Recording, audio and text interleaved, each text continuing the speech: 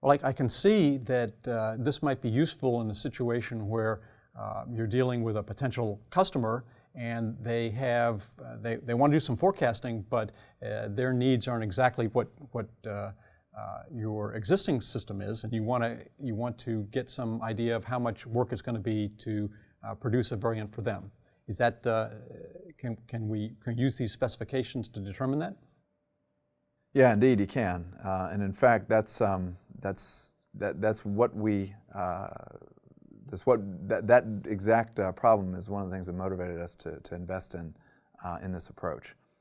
So if you look at the slide, you'll see Hello World and Guten Tag Welt, those two assembly specifications, and you can notice a couple things. First off, they have a lot in common.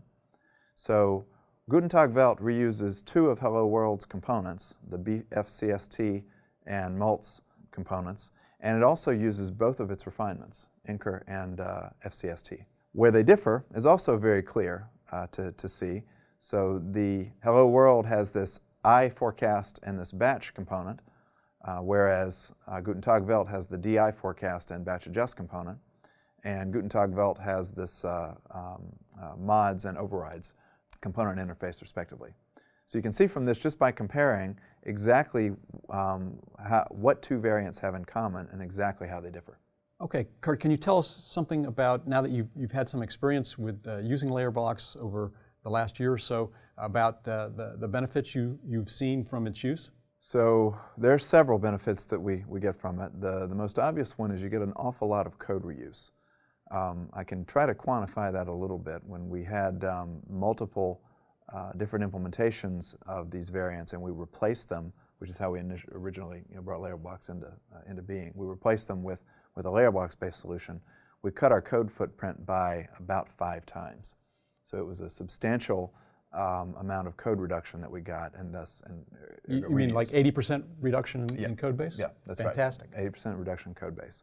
In addition, the virtue of it is it's designed to do programming by generating variants rather than writing one-off programs. And so that approach and that way of doing engineering actually helps us scale much better to building large complex software. It just adds a discipline on it. Now when developers are working in this code base, instead of thinking about how to go write the new method or make this new tweak, they think, could I or should I make this a different implementation of a different refinement of an existing interface or a different feature? Yeah. So you get a lot of simplicity in a design by virtue of that. We also, the scalability of the whole approach really owes to this idea of feature refinements being so reusable. As you saw in the examples, and there are many more, each of those little generators gets reused quite a bit. So you don't need that many of them, and you can build a pretty interesting and rich library of variants. In addition, features, if you design them by doing a feature analysis, are very, very robust abstractions in a domain, and so they tend to give you the kind of reuse that we get. So if you couple a good feature analysis with applying an approach like this, you're gonna have some good idea that you're going to be able to get this kind of reuse in a project.